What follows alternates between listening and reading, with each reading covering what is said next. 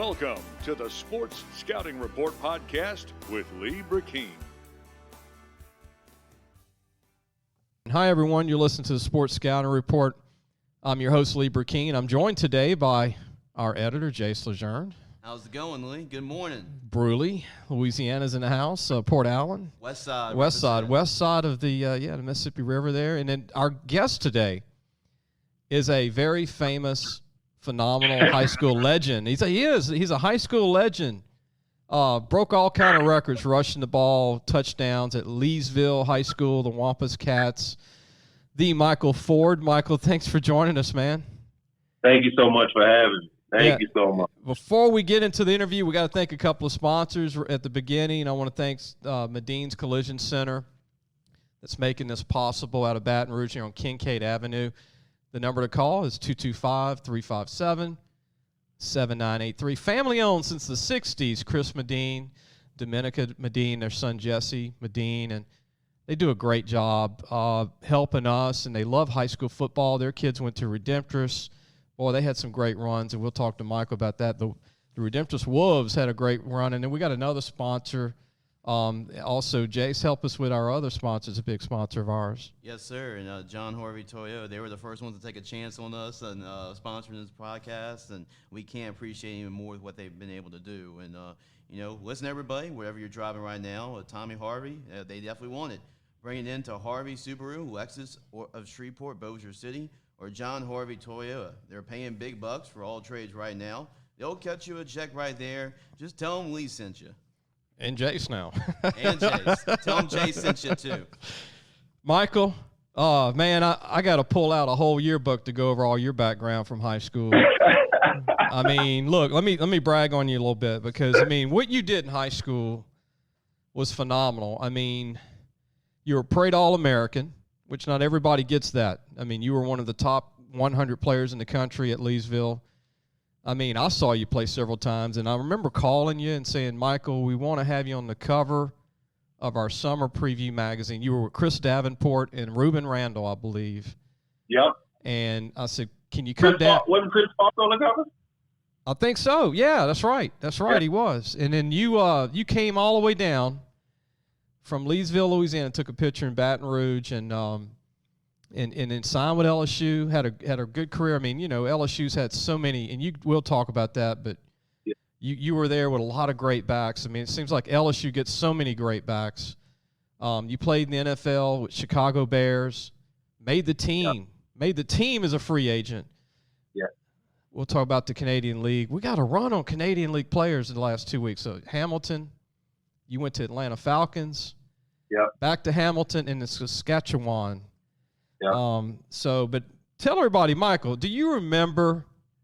I don't remember right now, but you had a phenomenal amount of yards rushing at Leesville. Do you remember that amount of yardage to share with the listening audience? The total? Yeah, remember your total? You had a phenomenal amount. My senior year, I remember it was 29 something. But the total whole high school career, I don't know. I want to say, what, you got it, Jace? Yeah, I got it. So, Michael, your senior year, you ran for 2,953 yards and 29 touchdowns. That is pretty impressive for 1 year. Yeah. Yeah, I want to say you had close to 10,000 yards in your high school career. Yes, it's very close. He had 2,953 his senior season, and then which broke Cecil Collins' single season record at Leesville. Man, more than the Diesel. Yeah. Yeah. What was it like going to Leesville, Mike? I mean, all those great backs, Eddie Fuller, Vincent Fuller's, the Diesel. I mean, Vincent came out there and went to McNeese. I mean, and then you went, and had a great career. What was it like being another running back at Leesville? Well, it was actually Justin Brown. He was very good. Yeah. Yeah. To be honest, I remember my freshman year coming in. I went to varsity, and from that day forward, the only name I ever heard was Cecil Collins. Yeah. Just hearing the things, because a lot of coaches that were there played with him.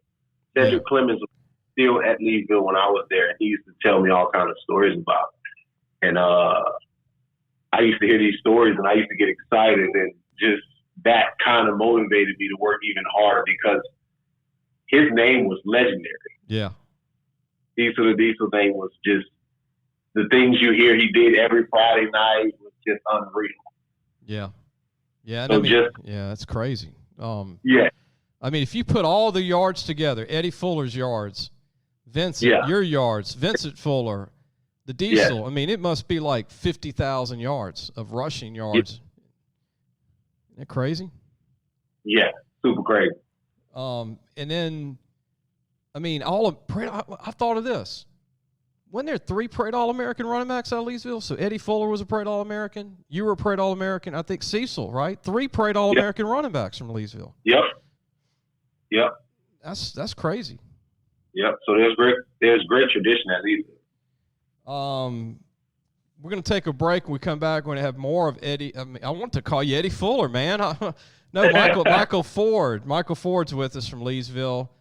When we come back, I want to talk about Leesville, some of the history of Leesville, some of the other great players that have come out of the school over the years. A lot of NFL players have come out of Leesville, great college players. We'll talk to Michael about LSU, his time at LSU and in the NFL, what he thought of being in the windy city of Chicago. Was it really that cold?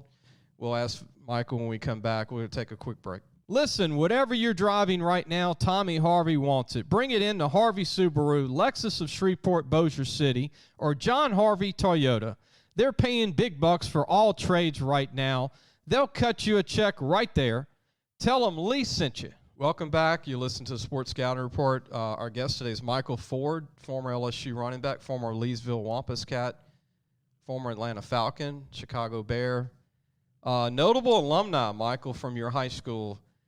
Man, this is a long list. We talked about Eddie Fuller, Cecil the Diesel, politicians, Buddy Leach, the first scientist, director of Johnson Space Center in Houston, Texas, sister Buddy Leach, Caroline Hunton, which is great. Damon Mallet, a professional basketball player. Kevin Mawai. Kevin, Hall of Famer, NFL Hall of Fame. Jim McCreary, congressman. Kavita Pittman, NFL defensive end. Keith Smith, man, people forget about Keith Smith. Detroit Lions DB. Michael Ford. I mean, Cecil the Diesel. Yeah. Teron. Yeah. I mean, and you talk about Clemens. He was a heck of a high school player. You're talking about Clemens early at linebacker, DN. Ray Smoot. He was an NFL player with the Chargers. Offensive lineman. Played with Kevin Mawai. Two players at one time on the O-line. Leesville, Louisiana, started in 1900. Vernon Parish School District. And current principal is Tamala Phillips. And look, Michael, I worked in Leesville building tennis courts. You probably never knew that about me. Did not know that. Fort Polk. Yep. I didn't know when I was 19 years old they had 20 tennis courts on the base. Did you? Did you know? No, I didn't know that. Michael, what is your thoughts on the NFL? Was it really that cold in Chicago when you made the team? I mean, they call it the Windy City. Do they back it up? Yes, more than backing up. I remember one game we was playing the Dallas Cowboys. It was so cold the ice chests, the waters was frozen. Like, wow. I put my mouthpiece in my mouth and took it out to spit on the mouthpiece. Cool. Jace, do you remember seeing Michael play in the NFL? Oh, yeah. I remember seeing Michael play in the NFL, and I know that he was a part of a loaded LSU team, too. I've never will talk about, I'm sure. But, Michael, what was just like just going up against that LSU defense in practice, you know, as loaded as they were that 2011 year? Just going – I mean, I know other teams had to face them once, you know, a year, but y'all had to pretty much face them every day in practice. So what do you think about that entire defense, how stacked it really was? I would always say that's what made that year so special going into camp and seeing, like you said, all the great guys. Because if you go back and look at that team, man, I think we set a record for the most guys going to the NFL that year. It's like 26 guys left. And you think about, like you said, to think about all the guys on defense. And I can't even name them all because I don't want to forget. You had Sam Montgomery, Benny Logan, Markevious Mingo, Kevin Minner, Brandon Taylor, Mo Claiborne. Mo Claiborne. Honey Badger. Brandon Taylor, huh? Yeah. Brandon Taylor, yeah. Benny Logan, you mentioned Benny. Sam Montgomery. Marquise. And what, Michael Brocker's a young guy on that team? Michael Brocker. No, he was with us. No. I'm thinking of Danielle Hunter was a young guy on that team, right? Danielle Hunter was a young guy. I believe Debo was a young guy that year. Yeah, Deion Jones. That's right, from Jesuit. Wow. Yep. What a group, man. Kelvin. Yep. Yeah, man. Goodness. Probably the fastest defense, Michael, in the country. You went against them in practice every day. Sure, for sure. We had some fun practices and very hard, high-tempo practices. But like I said, that was the thing that made us have a magical year that year was the defense. Because like I said, we're going against those guys every day, so when we get in the game. Yeah. Michael, who do you still talk to? Who are your buddies from LSU that you just, we all don't stay in touch with all players. High school, I stay in touch with some guys, but is there a couple of guys you stay in touch with? I still keep in touch with Chris Falk. I still keep in touch with Ruben Randall a little bit, and Chris Davenport. Okay. Yeah. Yeah. Yeah, Chris is is he teaching right now, I believe, or coaching, Chris? I believe Chris Davenport is coaching. And then Ruben was in Slidell the last time I heard, yeah. And I'm not sure about Falk. Falk went back. Where's he doing? Yeah, he's still in Slidell too. Okay, man, I'm Ruben still might be in Monroe. Okay, you know what really saddens me is Chris's injury, man. Chris Falk. Yeah. Because don't you think, Michael, he would have been a 12-year starter in the NFL if he wouldn't have got hurt? Yes, he was a first-round draft pick. I mean, he had some talent. I mean, he ended up not getting drafted because of an injury. And just I think that happened to Kate Como too a few years before that from Notre Dame or Crowley. Right. But he was not 6'6", 300 pounds of muscle. Whoa. Could move, maybe weigh a little more. We're going to take a break. We come back, and I want to ask Michael, who was the hardest hitting defensive player that he faced in the NFL, and who would that be? I know Chicago had some good players at the time on defense, but I know that you faced Green Bay had some great players. We'll talk about that when we come back. More with Michael Ford, former LSU running back, Leesville Wampus Cat. We'll be right back. Looking for a used car? Harvey Autos has 3 dealerships, which means 3 times the used vehicles. They've got everything from fuel-efficient compacts to luxury models, even hybrids, and certified pre-owned with a warranty. Check out John Harvey Toyota, Harvey Subaru, or Lexus of Shreveport, Bossier City. Welcome back. You're listening to the Sports Scouting Report. Our guest today is Michael Ford. Man, if you're under the age of 25, you might not remember him, but you will today if your dad's letting you listen to the show. Right, Michael? Yes, sir. All-American at Leesville High School, parade All-American running back. And you know what I admire about you, Michael, is that you stayed at LSU. You stayed with a rotation of 5 running backs. Yeah. And, Joseph Fadai did that. He waited his turn. Jacob Hester did that. McGee.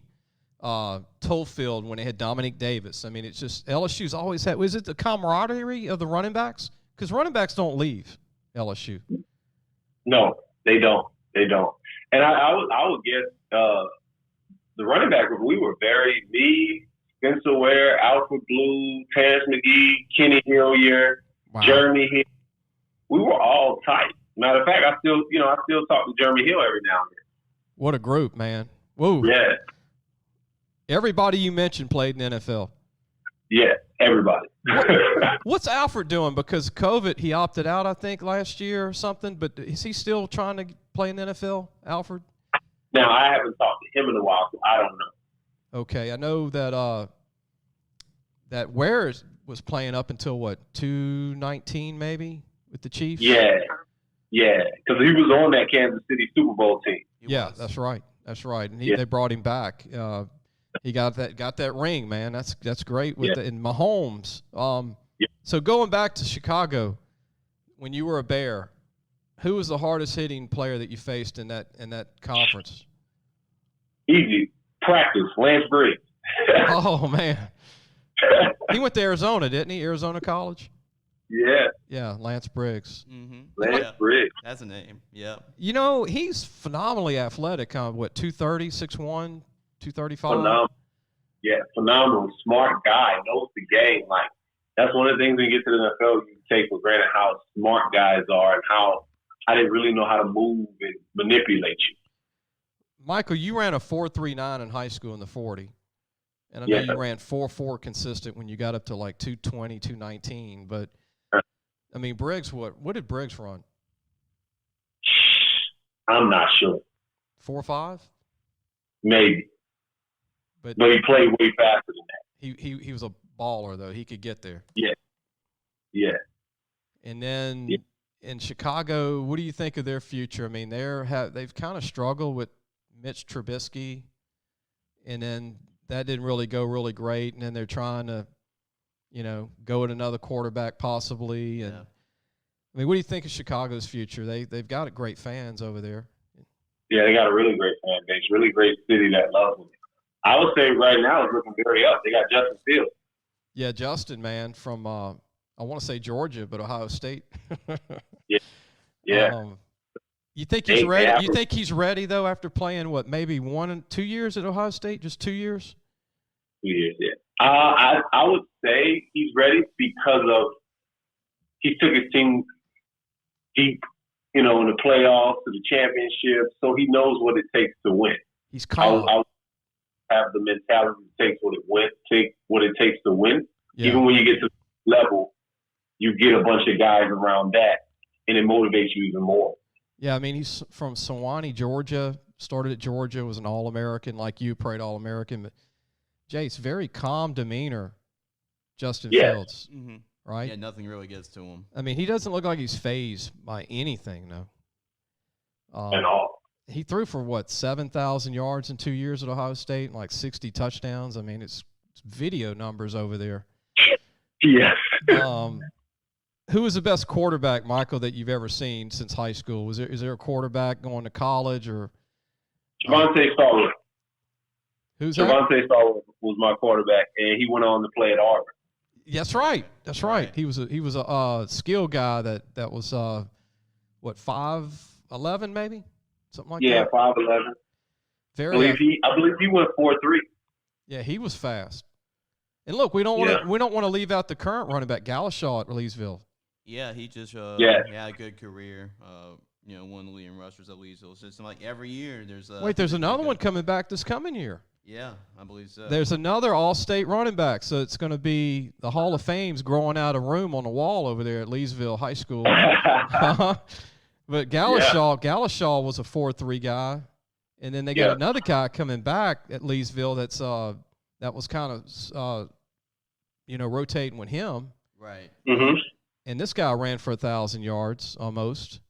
We'll pull it up in a minute, but but the Saints, Michael. I mean, you grew up in Louisiana. Do you follow the Saints? I mean, I know you played for the Bears in Atlanta, but do you follow what's going on since Drew Brees retired? Oh yeah, I'm a running back, so I'm a fan of Alvin Kamara. So yeah, oh yeah. What do you think of Kamara? I mean, he's got all the stuff, man. Huh? All the he's got the wiggle, he's got the hands, tough.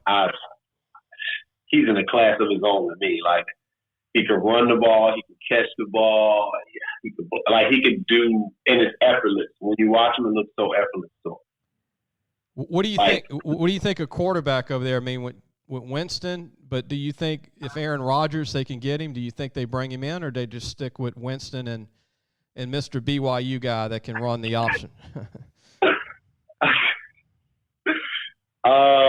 If I had to choose, I'm going Aaron Rodgers. I was going to ask you. I mean, if you can get Aaron Rodgers, I mean, I'm going Aaron Rodgers. I mean, goodness gracious. You saw a lot of him in Chicago. Sean Payton and Aaron Rodgers and Alvin Kamara, that's tough. And Michael Thomas? They got 3 Pro Bowlers on the O-line, young guys that can play. Yeah. Oh, they got tight ends now again. I hope the Saints can keep it going with Drew retiring. I mean, that he did a lot for the Saints, and it's going to be weird that he's gone. But if they get it, I'm pushing Aaron Rodgers. He's not happy in Green Bay. I don't think you can fix that, right, Michael? When so much stuff's been thrown out, 2 years? Yeah, I don't think he can fix that. I think he wants out. We're going to take a break. When we come back, I want to ask Michael about what he thought of Joe Burrow and Clyde Edwards-Helaire in that year they had 19. Jace's old high school, Catholic High Bears. That's where Jace went, Michael, the Catholic High Baton Rouge. They've won 3 out of 6 state titles in 5A. They've been on a good run. They're going for 4 in 7 years. We'll be right back with more. Michael Ford, former LSU running back, NFL running back, Wampus Cat running back from Leesville. We'll be right back. So, hey, guys, just wanted to take a minute to tell you about Harvey Autos. If you need a new or used car, there's 3 great dealerships right here worth checking out. John Harvey Toyota, Harvey Subaru, and Lexus of Shreveport, Bossier City. Low prices, honest people. Tell them Lee sent you. Welcome back. You listen to the Sports Scouting Report. We have Michael Ford as our guest. Michael, tell everybody what you're doing these days, man. I mean, I know that you played about 5 years counting the Canadian League, and you know, NFL doesn't last for everybody a long time, but what are you doing these days? I'm actually a professional trainer right now. I train high school kids, college kids, and NFL guys. Man, you got we got to get you some clients, and you got to let us know who you train. We can help each other, man. Yeah, just some of the local kids around because I'm in New Orleans right now. Okay. So yeah, some of the high school kids in New Orleans. I've had one of the Saints players that come through. I actually go back home and train too. I'm actually going back today to train back in my hometown, Leesville. So I try to go back and forth doing that to help the kids too, to give back. Yeah. Just the game from LSU and the NFL, and just keep the tradition going. Yeah, tell everybody some of the guys, if you want to give them a plug. We don't mind some guys that you're training right now we can mention. Let's see, notable guy, Taji from Carr. Yeah, committed to LSU, D tackle. Yep, trained him.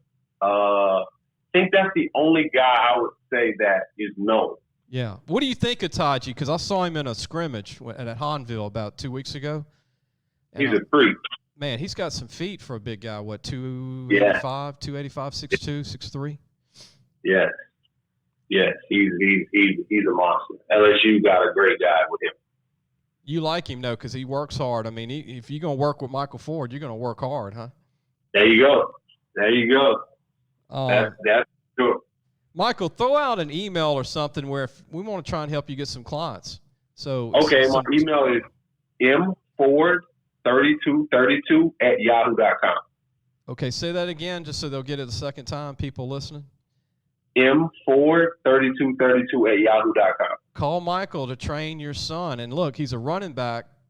He only ran for almost 10,000 yards and 100 touchdowns and prayed All-American at Leesville. I mean, I would want my son learning from Michael Ford, especially if I'm a skill player. And then you got a big lineman in Taji at Edna Carr. That's impressive. I have an Instagram page too. You can go check out. Okay, throw that out too. It's Ford's Field, so Ford, FORD, SFIELD, Ford's Field. I want to mention this too. At LSU, people forgot this, but you ranked second in the Southeastern Conference in kickoff returns. You averaged 27.5 yards on 20 returns. You had 4 kickoff returns of 40 yards or more, and you had an 86-yarder against Arkansas. Yeah. That's pretty good, man. Yeah. You were the kickoff king there at LSU. You were. I remember your straight ahead speed was as good as anybody. Yes. Yeah. I remember when they asked me to come and do kickoff return. I was super happy. What do you think of that 19 team, Michael, with Burrow and what do you think of Clyde Edwards-Helaire, being that he's a running back that year he had in 19? Well, first I'll say I was jealous because I would love to be on that team. That would have fit you, right? That was you. Yes, that team would have fit perfect. Actually, speaking with all the guys, they would have loved to play in that offense. Yeah, I mean, but me personally, I would say that's the greatest LSU team ever, step on the field. That's my opinion. And you have to say Joe Burrow is the greatest quarterback ever to come to LSU. He's second player to ever win the Heisman at LSU behind Billy Cannon. Where would you rank Jamar Chase as a receiver from that season? Woo! You played with Ruben Randall, who was pretty good. And that's the thing with that. You always mostly go with the guy you play with because I actually work and that's more my guy. Right. But to me, he's a great receiver. But I would go with Ruben Randall because I played with him. I was in games with him. Yeah, I remember Ruben catching those balls against Alabama when they beat Alabama at LSU. Yeah. That was the game that Ridley had a big game. Remember that? Forgot about Stephen Ridley. Yeah, Stephen Ridley had a big game against Alabama. He kind of ran the clock out. And I think Peterson had a big catch, the tight end from Desire Street Academy. Yep. And I remember that Randall caught some phenomenal balls in the air, some 50-50 balls. He was such a stud, man. Yes. When the ball was in the air. It was like him and Russell Shepard or something, like fighting for the number one spot for the longest. Man, it's crazy. I think Jarvis and Odell were young guys then, right? Yeah. Yeah. They were just trying to get on the field. At that time. They were freshmen. Yeah. That was incredible, man. And then, look, Racy McMath was drafted and wasn't even a starter at LSU from Edna Carr. Yep. And I heard he's tearing it up with the Titans right now. That's what Bryce Brown told me from Edna Carr, the coach, the other day. Here's a guy, 6'3", 225, running 4.4. That's impressive. What do you think of the Tigers moving forward, man? They still getting top 5 recruiting classes. You got Brennan, Max Johnson. You got this guy, Nussmeier. You got another big-time running back coming in, Corey Kiner from Cincinnati. Yeah. Spencer Ware's Old City. And you've got tons of talent at receiver again. And you got this Butte kid. What do you think of this team moving forward? I mean, they're going to be loaded again next year. I think they are, to me personally, they're just a consistent running game away from being back the contenders. They need to find that fine-tune. They got to find that go-to back, huh? Yes. Once they find that, they have everything. They have the receivers. It's just that consistent running game that LSU's always had. All right, so I got to ask you this, and Jace, you can chime in whenever you want. But sure. John Emery is having trouble staying healthy. And then Ty Davis is having trouble being the consistent guy. I love those guys, Destrehan High School, Southern Lab. But those two guys, if they don't step their game up, would you agree, Michael, that a guy like Keener coming in from Cincinnati or this guy, Amani Goodwin, coming in from Alabama, I mean, they could lose their job if they don't step it up, be consistent, right? Correct. You know, as when I came in, they always told us LSU was always bigger than the player. They're going to protect LSU. Right. And and it's definitely with just the running back rotation. I mean, it's pretty much open right now to see who's going to be the main carriers. Like you said, injuries, whatever it is. You know the talent that Emery and Ty Davis-Price has. It's just about putting it all together on the field. So that's just the main thing. So it's pretty much open right now. There's not a proven commodity right now at that position.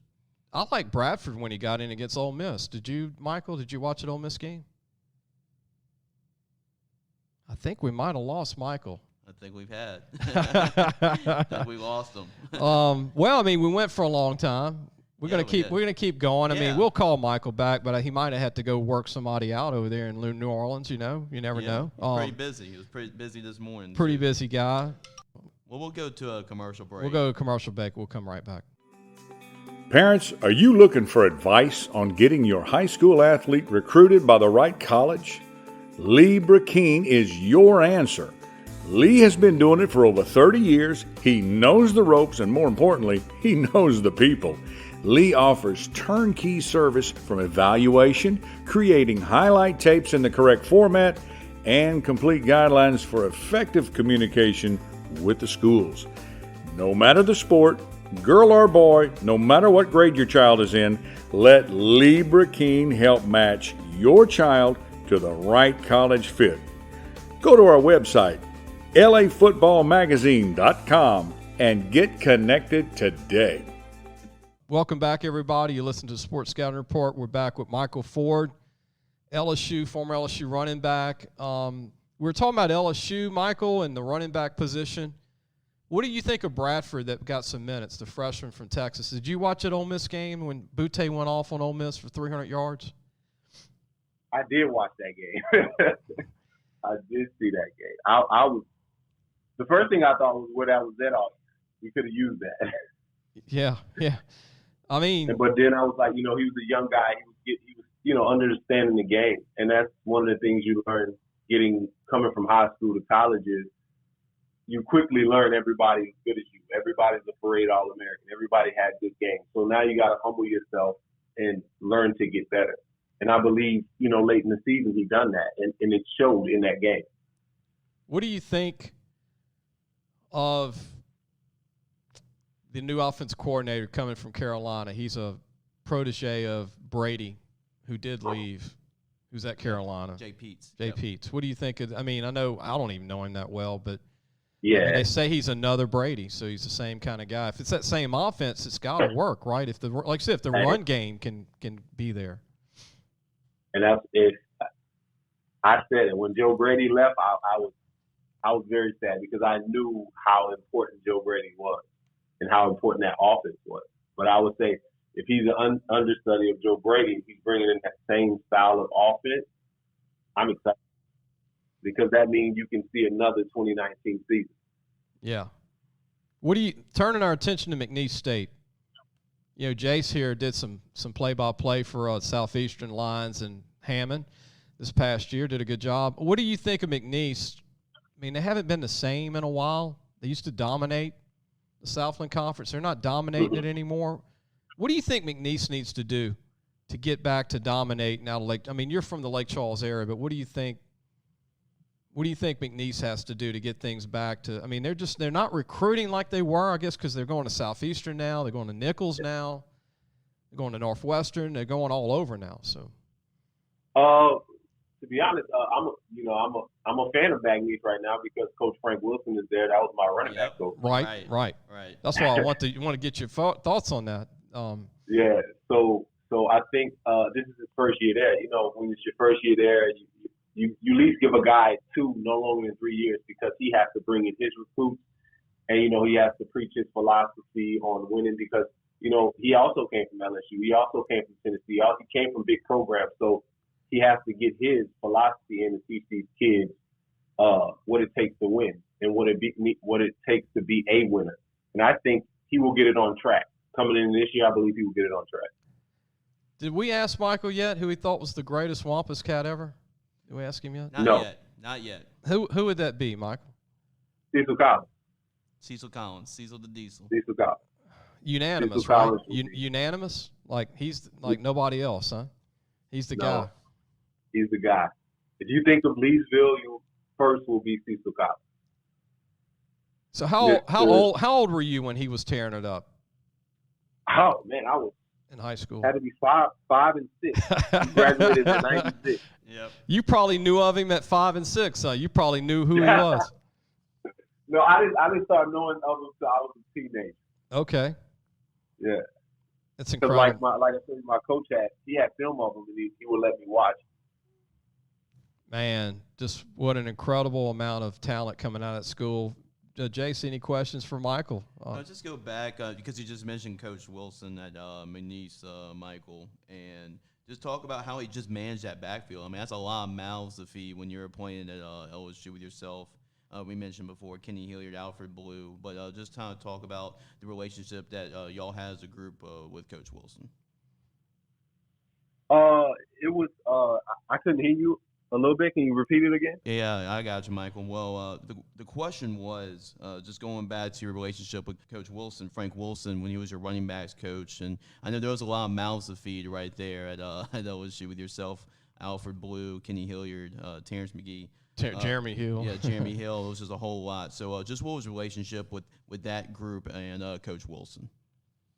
The relationship was great because like I said, at the end of the day, all the guys went to the NFL, and you're competitive. You're very competitive. Going to practice, that's one of the most, enjoyable, intimidating things you can see, is because everybody can do exactly what you can do. Yeah. And I would commend Coach Frank, because he actually, gave us that love between each other, to not be envious of each other or jealous of each other when a person go out and have a good game. So I think the coach was the main piece in that, because when we go to practice, like you said, there's a lot of mouths to feed. But the coach did a great job of, making sure, I would be on the option play, Spence be on this play, Jeremy Hill on this play, and just finding ways to get us all in the game and keep us happy. Michael, I want to ask you about Alabama. It's a bad word in Louisiana. I mean, they just don't like the Crimson Tide. And Alabama, LSU fans are just – I mean, Alabama's probably cost LSU 5 national championships.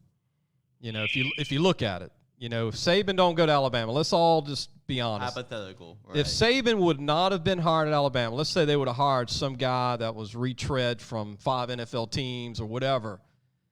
If LSU would have been their daddy, then LSU would have won 8 national championships. Don't you agree if Saban wouldn't have went there? But continuing on, as a player, you suited up against him. I mean, the intimidation factor, how long does that stay until the ball's kicked off when you play Alabama? I don't think there's ever an intimidation factor, because of their guys are just like our guys. You know what I mean? Like you say, they have parade All-Americans, we have parade All-Americans. Right. They have All-Americans, we have All-Americans. So there is no intimidation factor going on there. It's just when you look back at the game, when I played, it came down to just fourth quarter, 1 second, one miss, one tackle miss. It's sickening, because it's one play that decided the whole game. Yeah. That we lost. Yeah. And when I was there, it was back and forth. They win 1 year, we win 1 year. They win 1 year, we win 1 year. Yeah.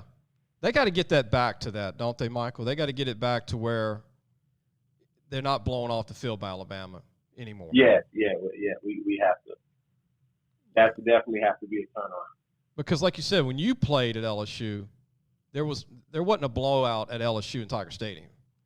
No. And I think that's what's tough for LSU fans when they just don't. I mean, this past year was a crazy year with COVID, obviously. Yeah. No. And look, I want to say this, and you would probably agree, Michael, playing. I mean, you went through the pregame and ran through those goalposts, which is nothing like it, I hear from many LSU Tiger players. But if LSU would have had 102,000 this past year instead of 15,000, people might think I'm crazy, but I think the game would have been different this past year. I wouldn't say LSU would have won. I'm just saying it wouldn't have been like that. It would have been much closer. The crowd definitely makes a difference, because it messes with the play call. You can't hear it. Yeah. That's why you love to have home games and fans, because they really mess with the other team playing call. You can't hear it, so you got to find ways to get your signal calls in, and that makes it tough for that week game plan in that week. That's what impressed me with Max Johnson going to Florida this year, and they had almost all their fans. That's when they opened it up. Yeah, they did, and they were loud. And it was foggy. Mm-hmm. You couldn't even see in front of you, and this guy throws for 3 touchdown passes against Florida. What do you think of that as a true freshman going on the road doing that? Complete 90% of his balls, too. That's always special, because, as being a player, the dedication that he's given to do that. To come in as a freshman, to stay late, get there very early. He's doing that every day, and that you commend a guy like that. Because, as a freshman, you don't even know what a lunchroom is. You don't even know where your class is. Right. You don't even know the buildings or where you left your bike. Right. Yeah, you don't know anything. If you got a bike, if you're walking around campus, but exactly.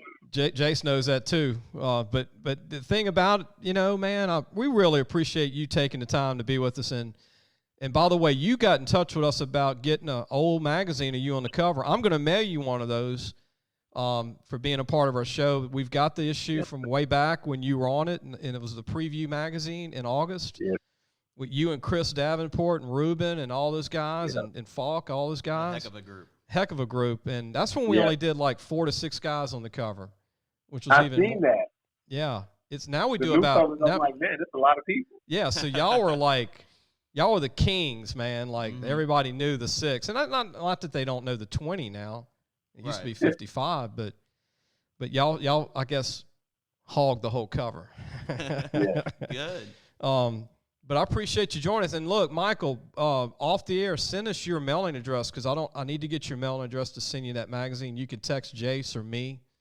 Okay. And the right mailing address to get you your magazine off the air. And man, look, we're gonna keep promoting you. When you get a prospect you're training, call us and we'll do the same. We'll help you out in New Orleans and help you out back home in Lake Charles. Okay. And definitely will do. Any final thoughts? Any fans listening of yours? Any LSU fans or Lake Charles people? Any final words from you that you want to say? Anything? Oh, I like you said, I've loved the support that I've got, and the fans that I accumulated going to LSU, and what I did at Leesville High School, and going to play for the Chicago Bears and the CFL and Atlanta Falcons. Even though Louisiana don't like Atlanta Falcons. Right, the Saints. They call them the Dirty Birds, right? The Dirty Birds. Exactly. Yeah, they don't like the Falcons in New Orleans, and you're in New Orleans.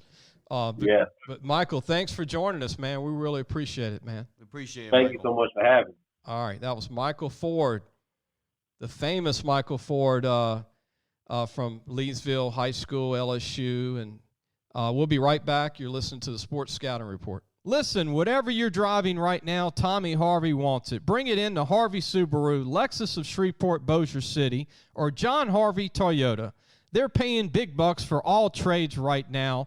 They'll cut you a check right there. Tell them Lee sent you. Welcome back. You listen to the Sports Scouting Report. I'm your host, Lee Brecheen. I have to pull my weight every day by myself. So COVID, I had to do that to be safe for me, my family, and, Jace, his family, everybody else. Now that everything's getting back to normal. I didn't get COVID this year. At least I don't know if I did, right? Yeah, who knows at this point? Jace, same thing. Thank God you didn't. Your family's good, and prayers to all those who did get it, and prayers to those that lost loved ones. It was a tough year on some people, but things are getting back to normal. And I've got Jace LeJeune here, our editor. He's sitting in with me today as co-pilot, and we're just going to talk some other stuff, sports. I want to mention Kevin Gausman, former LSU pitcher from Colorado that's killing it with the San Francisco Giants. Started not so good in his career, Jace. Kind of bounced around with some teams, didn't really have good control on his fastball. Left LSU throwing 100 miles an hour. Was pitching with Nola. Didn't get the recognition maybe because, Nola was really the Friday night starter, your old high school Catholic Cowboy. And so Gausman, first-round pick, settling in, man, at almost 30 years of age. He's 5-0. He has a 1.53 ERA? 1.53, yep. That's crazy. I don't know if you follow how much MLB you watch. I watch a little bit, but watch a little bit, not much. But I've been watching Gausman deal, and he's his command, his focus. It's like he's settled in. He's matured. If he has 10 more good starts, he's going to win a Cy Young.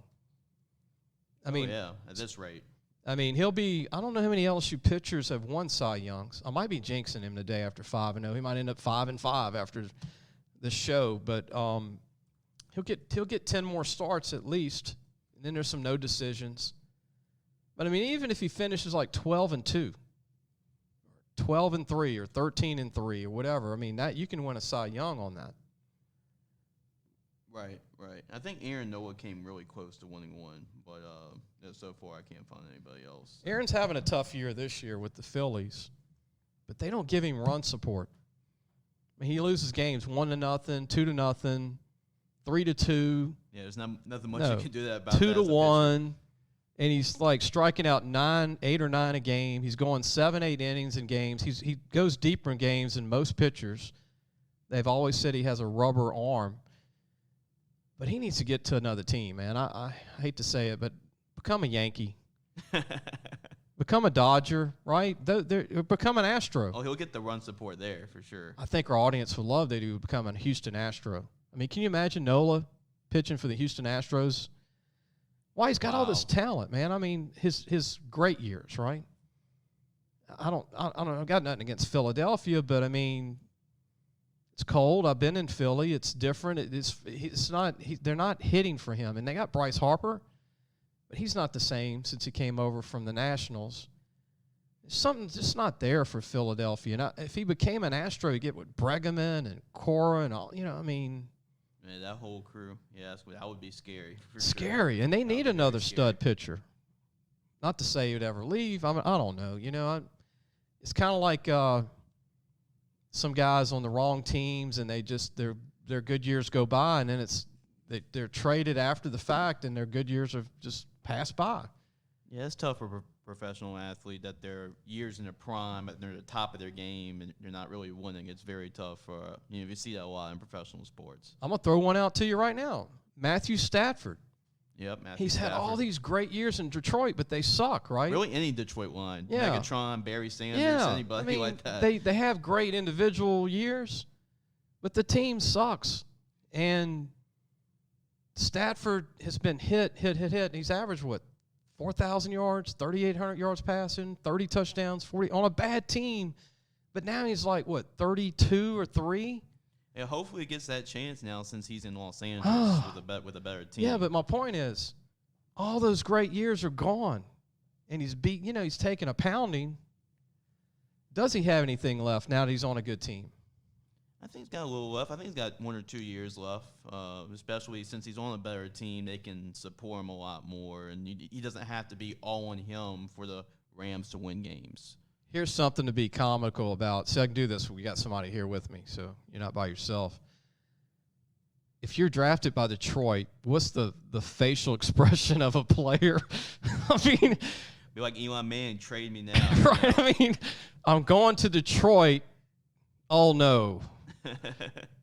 It used to be Cleveland too, like Cleveland and. I'm sure they show you the money, right? Yeah, you get your whatever a year, $3-4 million if you're a first rounder. But my gosh, you're like stuck. You're on a suck team. I mean, and I want them to win. I'm kind of worried for Justin Jefferson with Minnesota.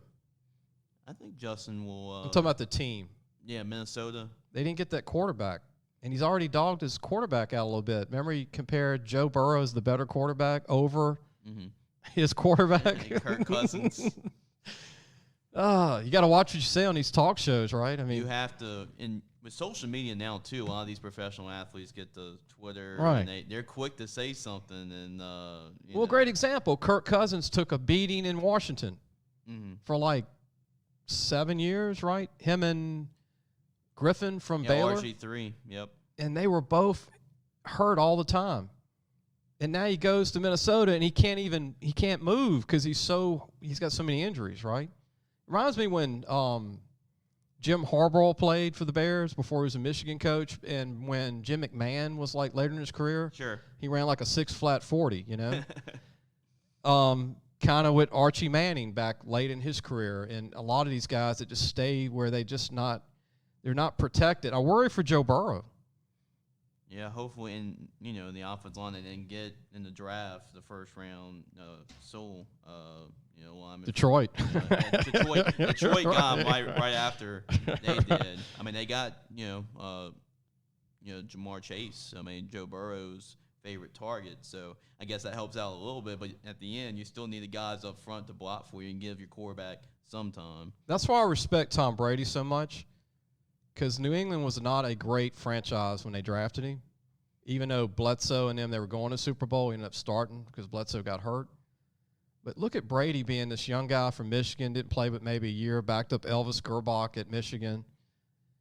And he had, what's he been playing now, 30 years? I mean, I'm joking, but, almost 20. There was a player, I think it was, the quarterback, Trey Lance from North Dakota State.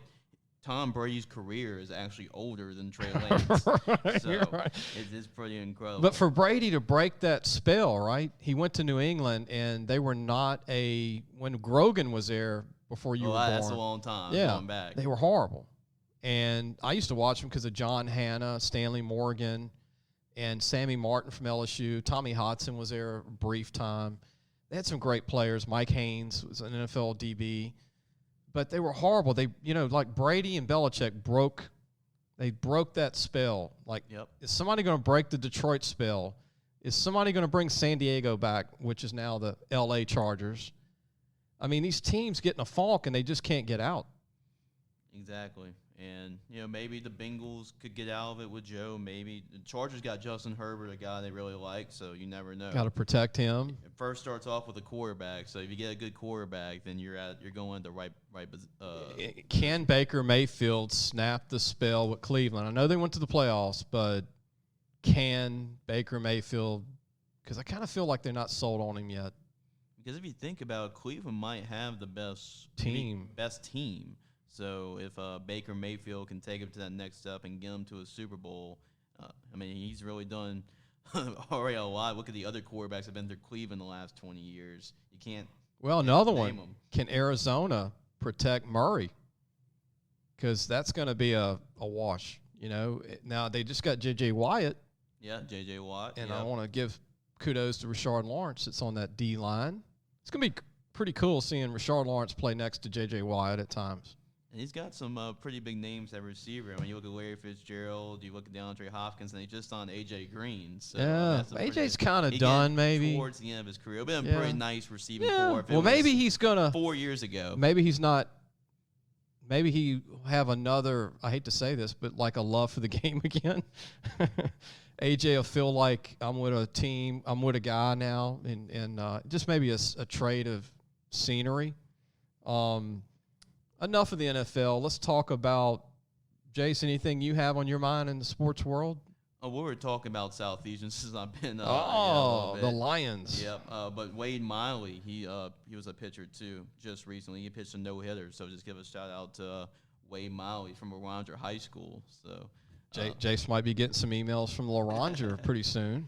Yes, sir. But when we talk about FCS, they finished their spring season this year, and Sam Houston won the national championship. They had himself a good year in the Southland Conference, but it just kind of gives you to a point. They had to move the spring to the spring because of COVID and everything, but they really got a lot of people watching them during the spring season. I know where you're going with this. So I just want to ask you, Lee, but the FCS now it's going to throw a lot of things off with the draft and recruiting and different things like that. But do you think the FCS should move to a spring season to get more exposure? Because they know that the big boys in the FBS, with the Alabamas, LSUs, and college football in the fall, all the odds are going to be on them. So, well, I'm going to admit it. I was a couch potato watching a lot of this 1AA Subdivision 1 football. I was watching it. There's nothing on. I would keep it this season. You're the number one. You're the game, man. You're number one. Now, you might hurt another sport at that time, but who cares? I love it. I watched North Dakota State lose to Sam Houston. I watched the game. I probably wouldn't have watched the whole game if it would have been going on the same time LSU and Oklahoma and Alabama and Georgia and everybody's playing. Exactly. But I'm watching that game, and I always watched at least a game or two every year, but I watched a lot of them this year. I watched a lot of McNeese. I watched a lot of Nichols. Southeastern, yours truly there, your school, and I think they should keep it.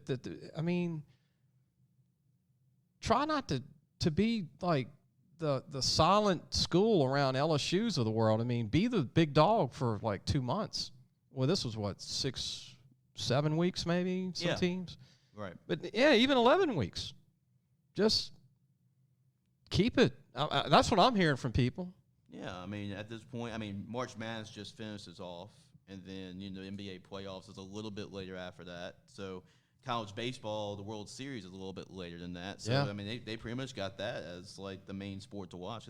It's kind of point in the season where it's pretty much a little slow in terms of sports going on. Yeah, I watched Cole Kelly rip it, and he won the Walter Payton Award, the Heisman Trophy of 1AA Subdivision 1. Still got a year left. You interviewed him. But Turling's Catholic guy, 6'7", in shape now, 245, 250. He looked really good. He looked really good in the spring. So maybe with another season in the fall, maybe he'll get some looks for the NFL with his size. Some portals work out great.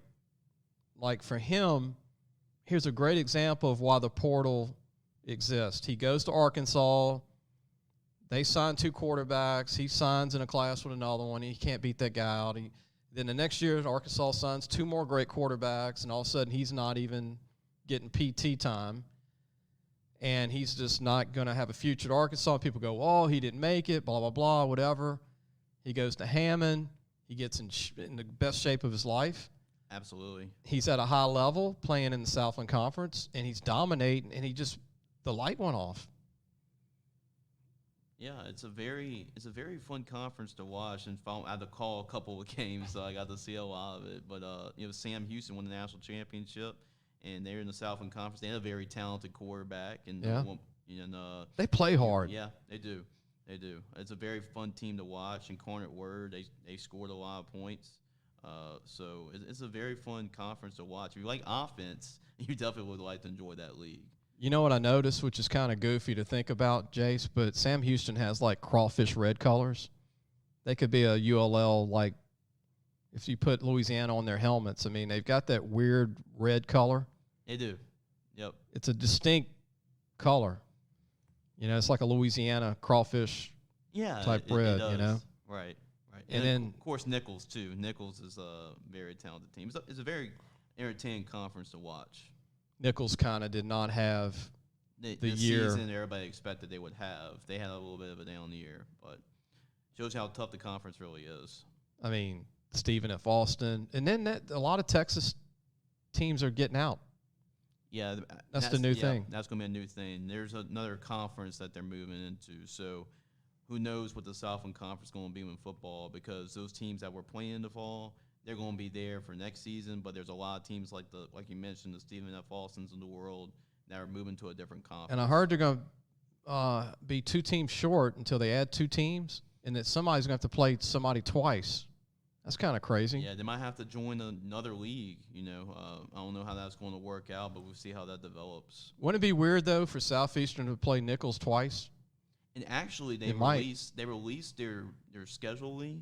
And Southeastern will have to play Nichols twice. So, yeah, it's very intriguing. Like all these other Southland Conference schools, they're going to have to be playing them twice. That's very unique, very unusual. It's crazy.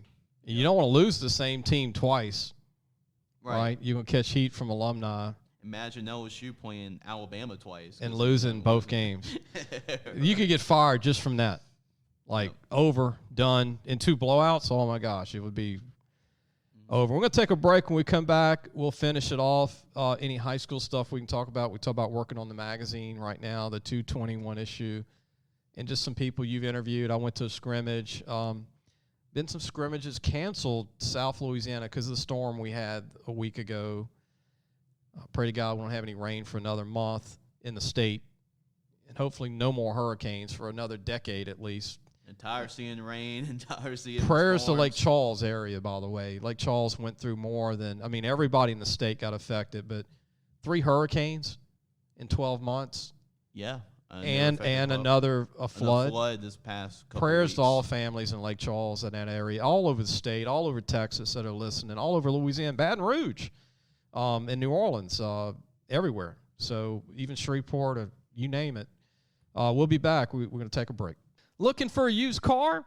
Harvey Autos has 3 dealerships, which means 3 times the used vehicles. They've got everything from fuel-efficient compacts to luxury models, even hybrids, and certified pre-owned with a warranty. Check out John Harvey Toyota, Harvey Subaru, or Lexus of Shreveport, Bossier City. Welcome back. You're listening to the Sports Scouting Report. I'm your host, Brecheen. Our topics, this segment is just kind of out there. We're just going to go with it. Jace LeJeune's joining me today. Our editor, Jace, we've been working on the 221 magazine. This is almost your 6th year with us, technically. Six years. Yeah. At this point, I'm losing track right now, Lee. Finished college, went back to college, finished college. Yep. Got a great your resume built up with your games. Did a great job with Southeastern. Thank you.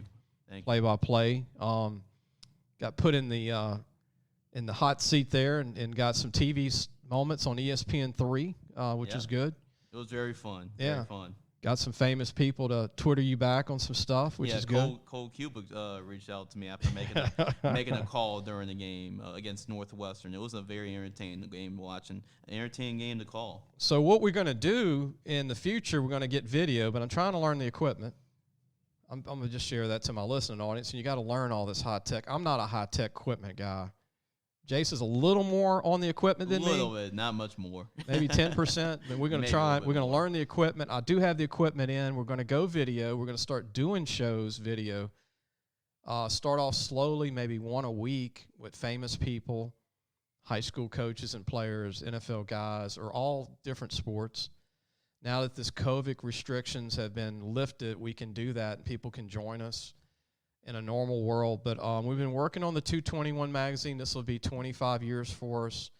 You'll be a part of the 6-issue preview.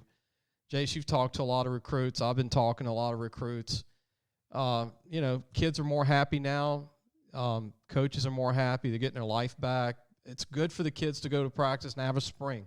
You're exactly right on the dot with that, Lee, because it's a difference how much a year makes, because last year at this point, coaches, players, they weren't sure what's going to happen with this COVID. And then this year, just talking to all these teams and players, they love it knowing that they are guaranteed a summer, they're guaranteed a fall practice.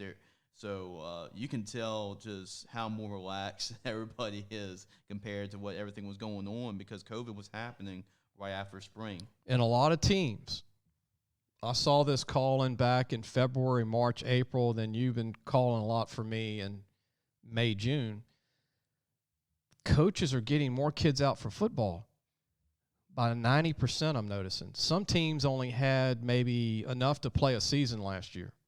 Some even stopped playing last year because they didn't have enough that wanted to come out. I saw a team the other day that we talked to that had 20 players, and now he's got 80. Since things have opened up. I mean, that's really positive stuff. Yeah, it's really positive stuff, and I know kids love football. Kids want to try out and play football, and COVID, I'm sure it scared a lot of players last year with everything going on. So it's good that we're getting back to a little bit of normalcy now. Yeah, a lot of positives now. Coaches are preparing to try and get their teams better for fall. I'm going to go to a lot of fall practices. I'm going to start going to Shreveport, Bossier City, and Monroe, and West Monroe, and Ruston, and Lake Charles, and Lafayette, St. Tammany, Houma, Lafourche, Baton Rouge. Did I leave anybody out? I think I pretty much covered the entire state. Alexandria. Yep. And so going to start traveling again. I love that. I live for that. I live for meeting people, seeing the kids in person, old school evaluation. The magazine will be out late August, early September. You can order a copy on our website, LAFootballmagazine.com. We can't promise you all 80 kids are going to be in there per team, but most of the starters will be in there per school, and obviously the top guys. And we want to tell coaches, if you listen to the show and Jace calls you and interviews you, don't just give us prospects. Nope. Give us your best players, because I don't want to leave anybody out that's a good player that might not ever play college ball. I want that kid in the magazine as much as the kid that's being recruited. Yeah, anybody that's going to make an impact for your team, is going to help your team achieve the goal that you want to accomplish, they have to be mentioned. You need those other guys. You need those leaders for your team to be mentioned too. And if you're a parent listening and your kid's going to be a starter, we might not have you on the questionnaire. Maybe coach didn't give us the name because there's so many names that he can fill out. Send us the information, and we'll make sure to include your son if your son's going to start or make an impact, like Jay said, offense, defense, special teams. Give us the full name, height, and weight. If it's a younger kid that's going to start that coach might not give us, maybe a sophomore to be, that type of stuff, that's where we want to get that from the parents. I get that because I go to practices and I see it, fall practice, summer, spring. I get a lot of that to go with what coaches give us, and I try to do as much as we can to help kids. So we had the high school baseball championships finish. Yeah, that just finished and wrapped up. Barb won it in 5A. Well, another one. Another one for Barb. West Monroe came close. Yep. They finished runner-up to Barb. I got to be honest, I don't have all the winners. Maybe we'll get back to that. We can look that up. We've been in football mode now for about a month, but we'll look at that up and we'll mention them before the show is over. We talked a little MLB. As far as the show with Skip Burtman the other night, Hold the Rope. I didn't get a chance to watch it. You didn't see it? I didn't get a chance to watch it. I heard it's pretty good. Skip Burtman is the greatest baseball coach ever to set foot at a college. Obviously, it'd be another discussion for pro coaches. There's so many of those, but the best college coach ever. LSU had no program prior to him. Nobody even knew LSU baseball prior to Skip Burtman. And I thought the show was phenomenal. It's hard to get everything in an hour, but it was really great seeing about 50, 60 former players interviewed. I love watching his Miami old days, Jace. Yeah. When he was at Miami Beach High School when he was in his 20s. Seeing Skip in his 20s doing this, they said he was coaching when he was in his teens. And I learned a lot about him. I didn't know his family was from Detroit, Michigan. I didn't know that either. And they moved to Miami, and I didn't know he was such an impact. I knew he was with Ron Frazier at Miami for the college baseball team, but I did not know how he got to Miami. He got to Miami by winning in high school. He was such a big deal in high school at Miami Beach. He won a title, and then the Miami Hurricanes hired him. How about that? And he was the coach, and Frazier was the publicity guy. I didn't know that. He was actually coaching Miami in their heyday. I always knew he was an assistant. He was a big part of it, but, man, he was running the team on the pitching and everything. And then he beats Miami in Omaha. That's the Warren Morris miracle home run, right? Everybody knows at LSU. And I bet you that was so gratifying for Skip to beat his Miami. I mean, he loved Miami. He was raised in Miami. It's kind of like leaving Baton Rouge and then going to Tuscaloosa. I mean, it changes, but they beat the Miami Hurricanes. Cora was a shortstop second baseman, the manager now, was a manager of the Red Sox. Is he still the manager of the Red Sox, Cora? I'm not sure. I don't think he's still there since that bat thing a year ago with the Astros. They got caught with some stuff, but I know we're going to talk. Alex Cora is still the manager of the Red Sox. Yep. He kept his job. The Houston Astros GM didn't keep his job. No. not with all that going on. But Cora was on that Miami baseball team that Warren Morris. He's the guy that falls on the ground really upset when it keeps showing over and over Cora on the back of his jersey. Yep. But yeah, Skip Burtman, a class act, man. He's one of my heroes. He was really nice to me when I got started in the business, Jace. In 94, I got in the media, 93, 92, 91. In the radio business, and he actually let me go to LSU. He would call me back. I would meet with Skip. We did baseball magazines for about 4 years. Yeah, he was on the cover of he let me take a picture of our magazine in the old Alex box, and he helped me set it up. And he was so helpful, He was so nice for a guy that's not accessible. Exactly. And every time I see Skip, I talk to him, and he knows me, remembers me. I'm like, oh man, Skip, you know me. But yeah, he 5 national championships in 10 years. That'll never happen again at LSU in any sport. It happened in Alabama, obviously with Nick, but in baseball, 5 national championships in 10 years. They have 6 national championships total. We're winding down with Maneri, who's a great guy. He came on our show this year. He's had a great career. It's time that I'm sure sometimes it might just be time to put the cleats away and be happy in retirement. And he's a great guy. Great guy. Really nice to me. Came on our show this year. But I think, sometimes it might be time. Yeah, and he's going through a lot, with, he lost his dad, and he lost, Tommy Lasorda, who's a big, really good, father figure for him. So he's been through a lot personally, so it's been a trying year for him, too. Yeah, I mean, he's almost 65. Mm-hmm. He's coached, 40 years? Yep, a long time.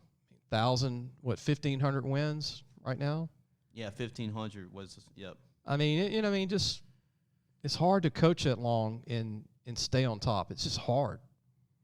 Very hard, and baseball is a very unpredictable, grueling sport. So, and now the SEC is so competitive. I think Arkansas truly is the number one team in the country. What do you think, Jason? Oh, they look like they're the most complete team in the country. I mean, whoever's coming out the SEC, you just got pencil them as the favorite to win. Right.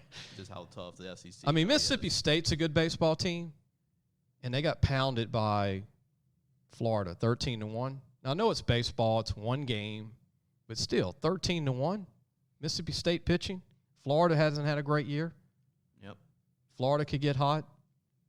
Georgia beats LSU 4-1 in the opening game in Hoover, and then Arkansas, destroys them. Georgia. Vandy barely beats Ole Miss. Ole Miss should have beat Vandy.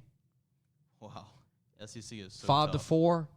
Vandy's got 2 first-round pick pitchers, Rocker, and this other guy they got. I mean, they're both 99, 100-mile-an-hour pitchers. Vandy's got 3 other first-round picks in their lineup, 5 in their total lineup. Tough league. Ole Miss, like I said, Bianco has done a good job. Now, the heat on him is that he's never won a championship at Ole Miss. And he's never, completely dominated. You're not going to do that. No, you're not going to dominate. He's a former LSU catcher. I'm not ruling him out if Maneri steps down or retires. Everybody's talking about Florida's coach if that happens. But Bianco, I mean, I like him. I mean, Ole Miss does not get the talent LSU can get. He does the most with it. And his son plays right. LSU. He's got 2 sons playing ball. Yep. But his thing is he hasn't won a national championship. That's the thing that's not on his resume. And fans are like, no, if Maneri retires, then we don't want Bianco. He hasn't won one. Well, if he won one, then it changes. I don't know. It's very hard to win a national championship. So I mean, look at who's won them. I mean, it's spread out. Oregon State had won a couple. Yeah, Coastal Carolina. Coastal Carolina. I mean, and then they go down for a while. Virginia. Vanderbilt's been, they've won a couple. I mean, it's just hard. And then you take it dips. Vandy's dipped a little bit. They don't stay on. I mean, he does have a chance to win 3. He absolutely does. So he's going to have legend status pretty soon. And then Arkansas, he's never won one. That's crazy. I think Destiny's on Arkansas' side, though. This guy's been close, twice in Omaha, Arkansas? Yeah, right. And I believe Mike Morin from Florida State, right? He never won a Never World won Series. one. He's the winningest coach in college baseball history. And he was quoted in the show, Hold the Rope, for Skip Burtman as saying, the best coach ever. And Mike Martin's all-time winningest coach, I think. Never won a national championship. Never won one. We're going to take a break and end the show. When we come back, you are listening to the Sports Scouting Report. So, hey, guys, just wanted to take a minute to tell you about Harvey Autos. If you need a new or used car, there's 3 great dealerships right here worth checking out. John Harvey Toyota, Harvey Subaru, and Lexus of Shreveport, Bossier City. Low prices, honest people. Tell them Lee sent you. Welcome back. You're listening to Sports Scouting Report. I'm Lee Brecheen, your host today. As our co-pilot is Jace LeJeune. Let's talk about these other high school state championship winners, Jason. We talk about Barb winning it in 5A on the public side, but right, we do follow Louisiana football a lot, but we gotta mention the baseball a little bit. You mentioned Barb being West Monroe. In 5A, 4A North Vermilion defeated Tioga 5-3 for 4A state title. Oak Grove's very good athletic year. They won Class 1A football state championship. Well, they won the Class 1A baseball championship. They beat Grand Lake. That's who they also beat in the football state championship. Grand Lake's on a roll. Yep, 4-1 was that score. Division 1, which is 5A private league, you had Jesuit defeating Bird 6-1. Oh man, Bird again, runner-up. Yep, Tough. Bird was also runner-up. St. Louis defeated Parkview, and Parkview was the number 1 seed in Division 2. St. Louis won 6-3. Notre Dame defeated St. Charles Catholic in Division 3, 7-2. Sterlington won Class 3A state championship. They defeated Lutcher 8-3. Division IV, Ouachita Christian, they defeated Opelousas Catholic 10-6. And Class 2A, Rose Pine defeated Doyle. Doyle doesn't play football, but Rose Pine defeated Doyle 1-0. And they have these other divisions too. These schools, they don't play football, but they play baseball. Right, Right. You got Class A, Class B. So we'll give them a shout out too. So we have Claiborne Christian. They defeated Grace Christian 8-3. You have Chaudron defeated Elizabeth. Chaudron. I'll only learn that because I know somebody from Chaudron. Chaudron. Okay, that's Class B. They defeated Elizabeth 6-3. Class C, Hornbeck defeated Hicks 4-0.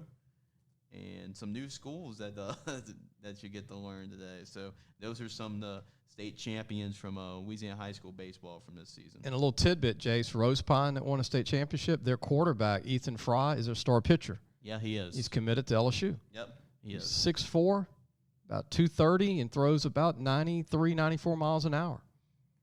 Pretty good player. Now, I like him when they play football. He's a good quarterback, too, for him. I remember Mikey Mike took. Great football player, great baseball player. Chad Jones, great football player, great baseball pitcher. We can go on and on with that. I love Albert Joey Bell, was a great football player at Huntington. Yep. Well, my dad got tired of seeing Jared Poche when he was at Fletcher. Right. He was a really good football player. He's a good quarterback. Yep, he was. And I think Jared gave up his senior year. He did. For baseball. He did. Which was a good move for him. Yeah, it ended up paying out for him. Yeah. He was a great quarterback at the Bulldogs in Letcher. We want to go ahead and thank again John Harvey Toyota for their support, and Lexus, Harvey Subaru. Be sure to check them out for a used or new car or truck. They do a great job, Tommy Harvey and his staff there in Shreveport and Bossier City. So you can come in from Monroe and get a vehicle, or you can come in from Natchitoches, or you can order one online, or go down from Lafayette or Alexandria, all our listening audience there, or even Baton Rouge. Heck, people are buying vehicles all over the state. It's different now with the computer, huh, Jace? It's different. You shop, and these are the guys you want to deal with, because Tommy Harvey loves sports. Support them. They support us. And also our new sponsor, Medine's Collision Center, which is on Kincaid Avenue in Baton Rouge. If your car or truck, if you've been in a wreck, if you've got some damage to your car, you need your car looked at, painting or anything, body work, they're the people to call. They're family-owned. Chris Medine, Dominica Medine, and their son Jesse Medine, the general manager. Call them at 225-357-7983 is the number to call in Baton Rouge. Let them check your car out and truck. With all this flooding, man, unfortunately, a lot of people have lost their vehicles or got into wrecks, and we don't want that to happen. But these are the people to take your vehicle to if you're having problems with your vehicle, especially with a collision or a paint job or that type of stuff. And obviously, that's where you want to go, I think, because they're great people since the 1960s. Medine's Collision Center. Jace, it was fun today. Sure was. I'm glad to come on. It's been a while. Yeah, man. We got you out of this is the post-COVID deal, to come on here, and I got my shots. I'll admit it. You've been okay. So yeah, you're one of those younger guys, young people that don't get it as much. Yeah, but I can handle it. That's right. So, but we're gonna air this show on Friday. And it feels like Friday right now, Jace, for me. Yeah, it's weird. We got Memorial Day weekend, and we wish everybody a great weekend, a safe weekend, and safe travels if you're in Florida or wherever you go, Biloxi, you name it. If you're traveling to New Orleans or Shreveport or wherever in the state, wherever you go, if you just travel in Baton Rouge, be sure to tell other people about our show. Like I said, we're going to be going video in the near future. You're going to love that. And we're working on some guests. I know you're working on trying to get Jake DeLome. Yep. We're also looking at maybe getting Coach Frank Monica to come on real soon from St. Charles Catholic. Yeah, retired coach retirement. now. Yeah. Oh man, it's weird saying he's retired now, and then we'll get some of these people on when we do video. We're going to probably be at some different restaurants in the future, and so forth. But we'll see you soon.